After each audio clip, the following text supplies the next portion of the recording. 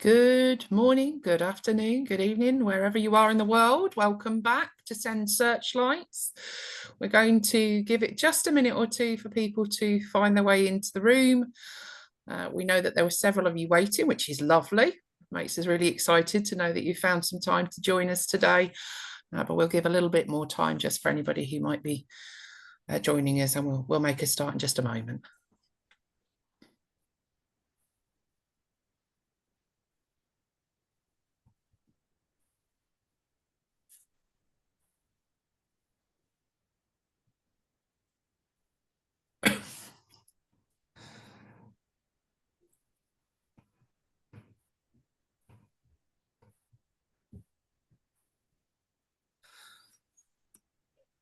Okay.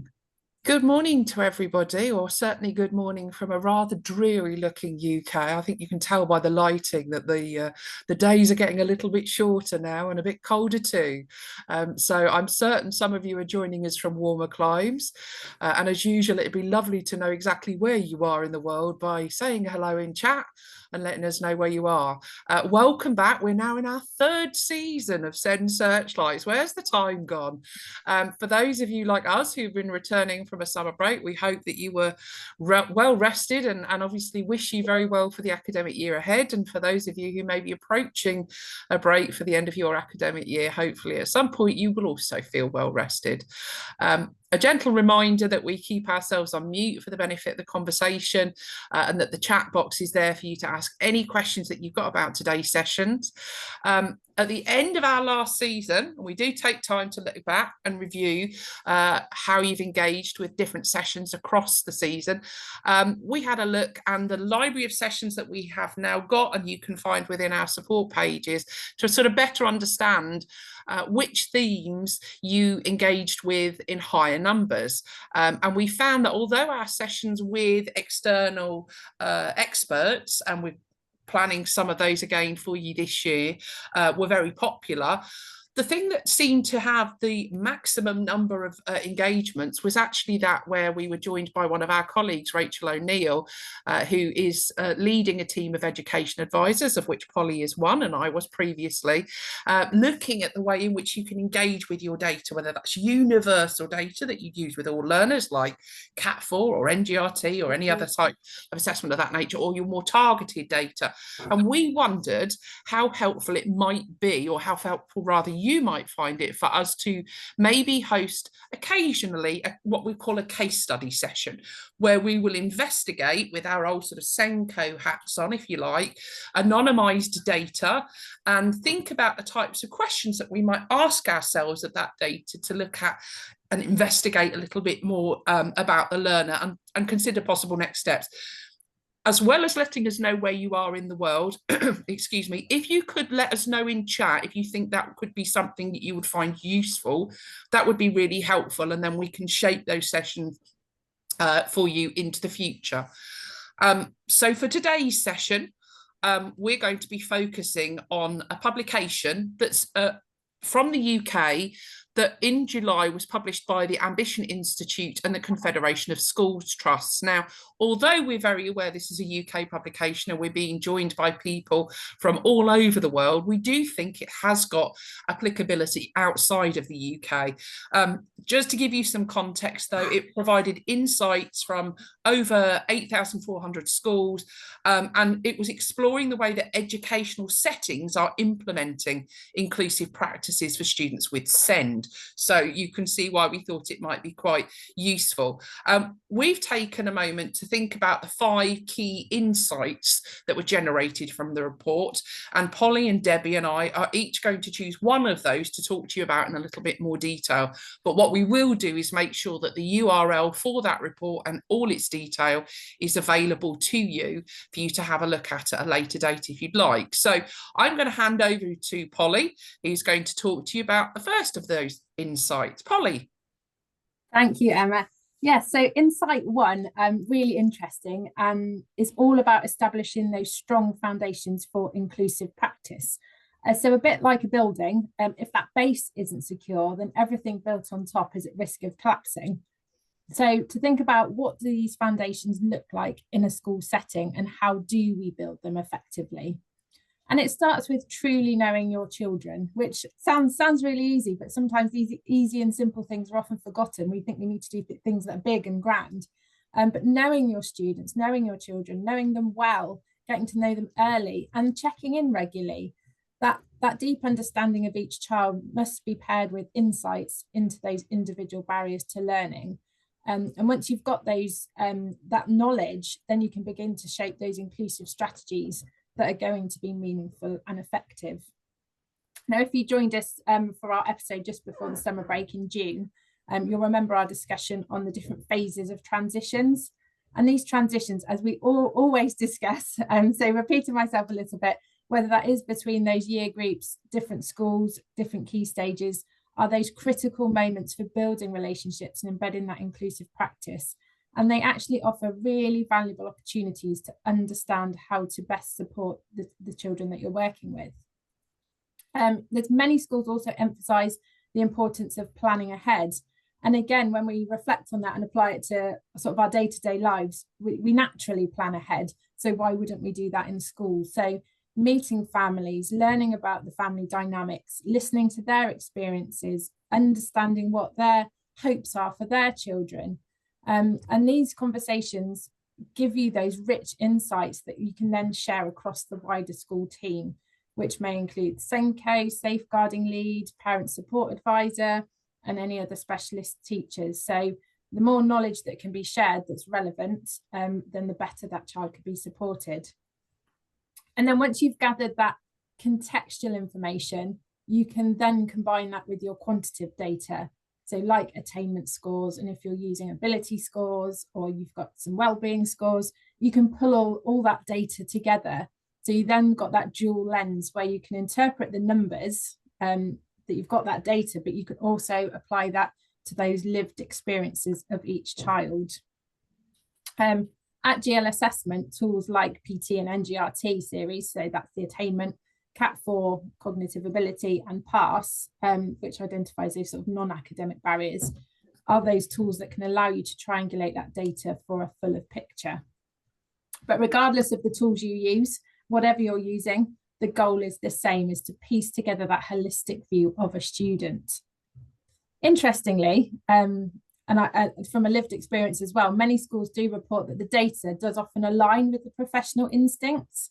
And that's a really powerful validation of the judgments that you're making through those conversations with families, teaching assistants and colleagues.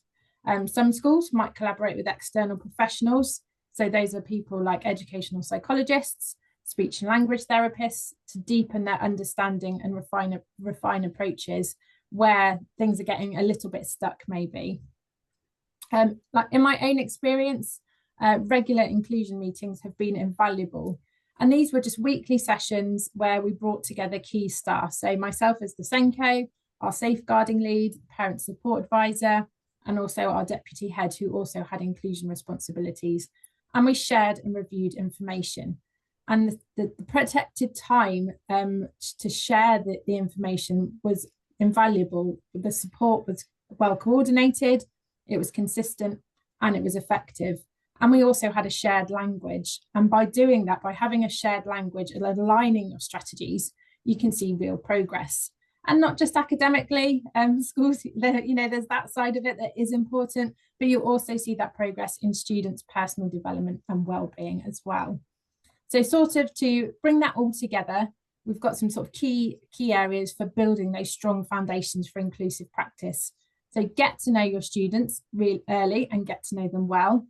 Combine your contextual insights with those structured assessments. Trust and refine your professional judgment. Don't let that professional judgment slip away. It is really important.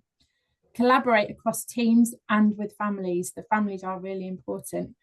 Review and adapt your strategies regularly. So as we all know, one thing works for 1 week and then next week it doesn't work, and you're sort of back on the treadmill trying to find what's going to work again. So make sure those strategies are being reviewed regularly. When those elements come together, you've got those strategic systems for early support. You can accurately identify needs and you can put in those timely interventions. And the outcome of that is you will have happy, confident and successful young people ready to thrive. So that was Insight 1, which I found really interesting. And I will now pass on to Debbie, who's going to share Insight 2. Thank you, Polly. Insight 2 is about ensuring high quality expert teaching with early targeted support for students to promote inclusive classrooms. High quality, evidence-informed inclusive teaching practice involves using a holistic approach and creating accessible, meaningful and welcoming environments for all learners. The focus should be on expert teaching, which should involve targeted support for the students if required. Positive relationships with families and communities should be encouraged, together with collaboration between all professionals. And having a planned shared responsibility for inclusion approach in place, this can be achieved by using UDL, Universal Design for Learning. This is an educational framework for how to develop lesson plans and assessments. It makes learning accessible and effective for all students by offering multiple means of engagement, representation and expression, such as providing digital text with audio or allowing students to demonstrate their understanding through videos, presentations or written work. This framework allows educators to make learning accessible, significant and relevant for students, permitting them to anticipate and overcome barriers by creating learning materials and activities that are accessible to all students and provide flexible options for engagement.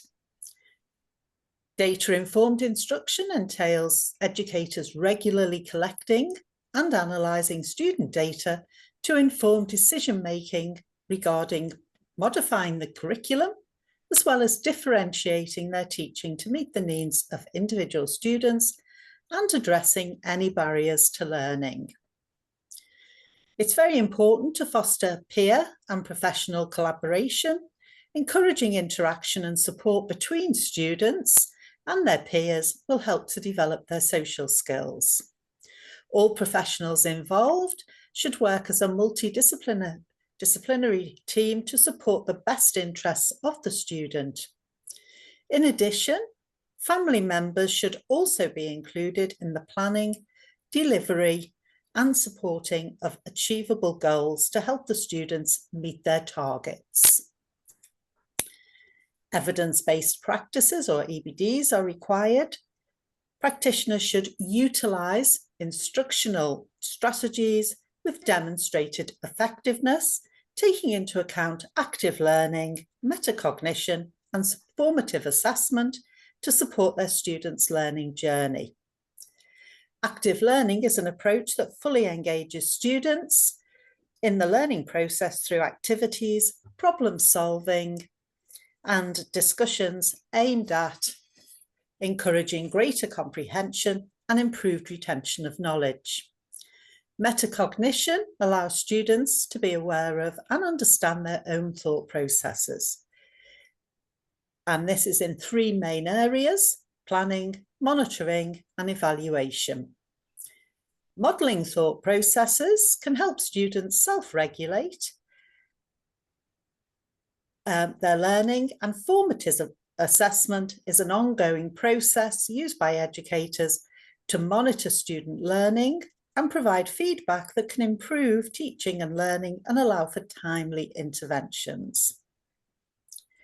There should also be a focus on belonging. Students should feel that they are in a secure, supportive, caring and constructive environment where they feel valued and respected. Educators will need support to enable them to implement these strategies in an effective and successful manner. They will need to be provided with resources, time and training to allow them to develop the skills necessary to access their students effectively and to collect and analyse the data to ensure that it is used constructively. Teachers will need financial, spatial and temporal resources to support them with this. And clear structures should be established. For example, daily schedules, effective organisation, supported professional development and data-driven decision-making. With all of these principles in place and embedded consistently within the classroom, this can result in inclusive schools where more learners stay in class, feel supported and make better progress. I'll now pass you over to Emma for Insight 3.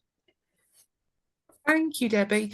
So Insight 3 recognises that many schools and trusts have embedded graduated systems to ensure consistency of support and clarity of responsibility. And by adopting that graduated model, they're enabled to be more coordinated in terms of those evidence-informed approaches and to leverage the internal expertise of teachers and specialist staff to foster confidence and strengthen everyday practice. And I think that's probably what we're all aiming for in terms of our best practice. Now, if you've joined us for previous sessions, you'll have heard us reference several times the importance of a tiered support system.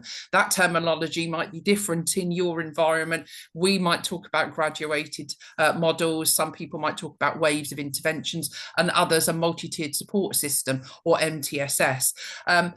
Often, in my experience, those are visually represented by that sort of inverted triangle with layers that indicate the degrees of support. However, I recently came upon this alternative view, which Polly's going to be sharing on screen, where the principle remains the same. Universal provision is for all and a more targeted or personalised support aimed at those who need it when they need it. But what I really appreciated about this representation is the important visual reminder that what is necessary for some is useful for all learners as part of that tier 1. And so I think going forward, this is probably the approach that I would adopt when talking to colleagues in schools. Now, in the interest of supporting your tiered approach, we've developed over time several resources which we hope will help you. So just a gentle reminder, if you're using something like NGRT, don't forget that the reading support pathway is built on that graduated response model. So do make use of that interactive tool that's now embedded into your NGRT reports. If you're using Cat4, which as a former primary SENC, I couldn't wait for Cat4 data to be available for me with our year 3 learners, then we've got the Cat4 Learner Guide, which gives you some of those illustrative examples of how you might understand your Cat4 data as you begin to better understand your learners. Now, we've also got our identification flowchart.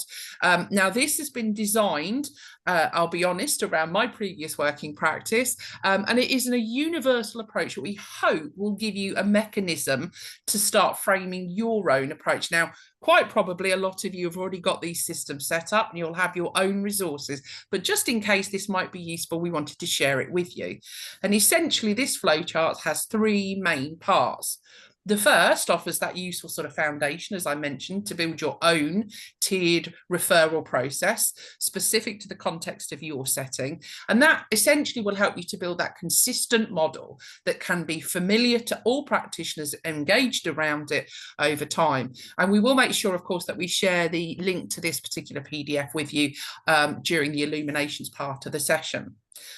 The second part of the flowchart gives you some suggested thresholds for if you're using some of our standardised assessment data for things like attainment, ability and attitude. And you've heard us talk before, and if you've attended any other webinars or training resources that are available on our support site, or even looked at some of our data spotlights, you'll understand that these thresholds are based on a normal distribution of results.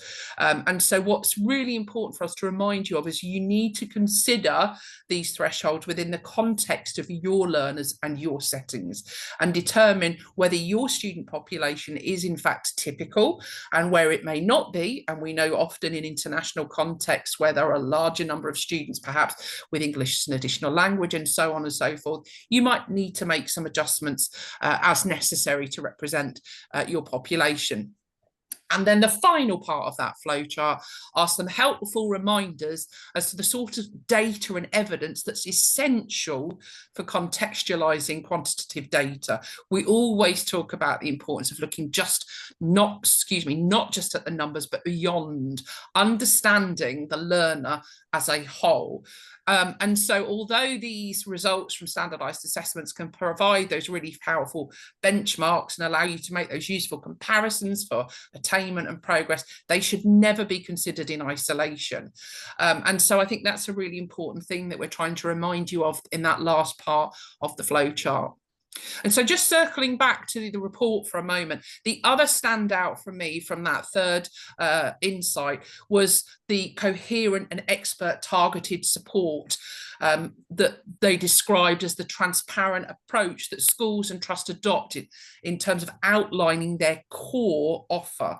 And by that we mean the clarity of what pupils and families could expect from classroom teaching and wider support within the setting.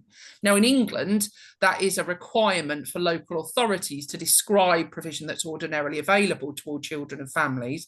But we do know from our own prior experience and from learning and speaking with colleagues in various different international contexts that many schools take that similar approach to visibly outlining their tiers of provision, which really is helpful to families in terms of understanding what steps the school is going to take in order to support their child's needs. So definitely a few points that we took from that report for reflection, and we hope that those have been useful to you as well. I've popped the link to that URL within the chat, along with a couple of other recommendations that speak to the intentional leadership of SEND, but I'm going to hand back to Polly now because she's got a few more ideas for you within our illuminations. Polly. Thank you, Emma. Once again, a session full of insight and food for thought. So I hope that's given you something to sort of take away and think about.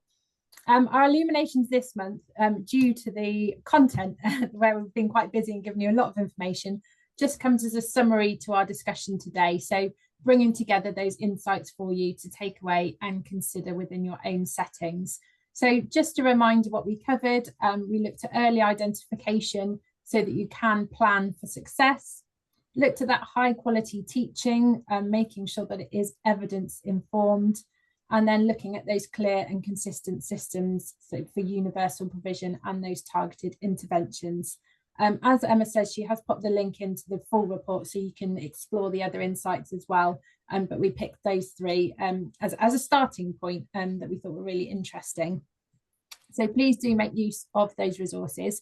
We're also going to share some other links with you. So we've got the assessment for SEND identification flowchart that Emma shared with you.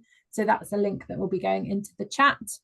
We also have a webinar that's of interest, and it's called One School, Four Viewpoints. So looking at learning support within one school, but the perspective of different people there. So we've got that webinar going into the chat as well. And then we do have a case study for you. So supporting SEND needs across a trust. So hopefully, along with the content today and all those resources, that gives you a great set of tools for you to explore within your own settings. So that's it for the illuminations for today. I will hand over to Debbie, who's going to tell us about next month now. Thank you, Polly. As always, thank you all very much for joining our session today. It was lovely to see so many attendees, and our next session is a little bit earlier in the month next time, so I hope you will all join us for that on October the 7th, when we will be discussing engagement and well-being. Attendance remains a top priority for schools, and we're going to dive into how well-being can impact attendance and discuss some effective strategies to support improvement in this crucial area. You learn practical strategies to enhance both attendance and well-being, which will help students thrive both academically and personally. Finally, if you could spare just a few minutes to offer your feedback, using the QR code, which will appear, there it is, on screen, we would really appreciate it, as it does help us tailor the sessions to suit your interests. And don't forget, please do keep your questions coming in readiness for future sessions. Thank you all. Thanks, everybody. Thank you. Thank you. Enjoy the rest of your day.